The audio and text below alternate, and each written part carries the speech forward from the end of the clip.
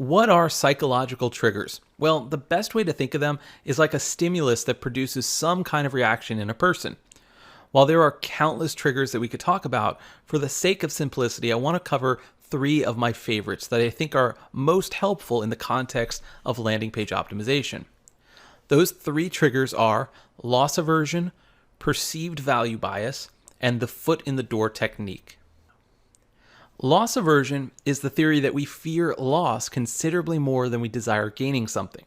More specifically, this bias focuses on our tendency to do everything in our power to avoid loss, even more than what we do just to gain something new. You can use things like scarcity and urgency and remind people of what they will lose if they don't take you up on your offer. Just make sure that if you do use these elements, you do so authentically and honestly. A good example is the last slice of pizza. Ever been at a party and see a box of pizza with just one slice left? For some, it's more tempting to grab it than if the box was full. Moving on to the perceived value bias, this basically says that great design conveys higher value. It's the tendency to judge the value of a product or service based on how it is presented. A perfect example is perfume.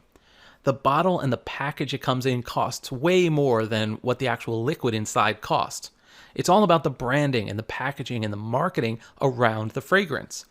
That's where the value is, not in the actual product, but in how it is presented.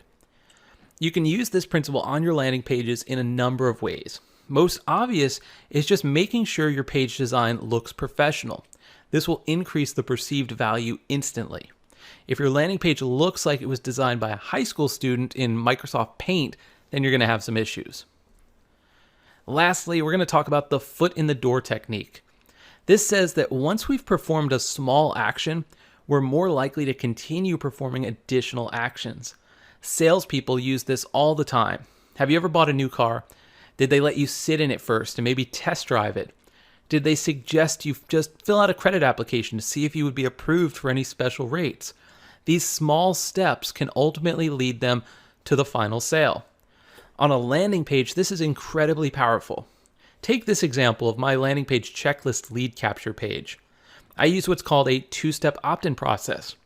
Instead of showing the form fields to the visitor right away, I simply show a button that says, "Get the checklist."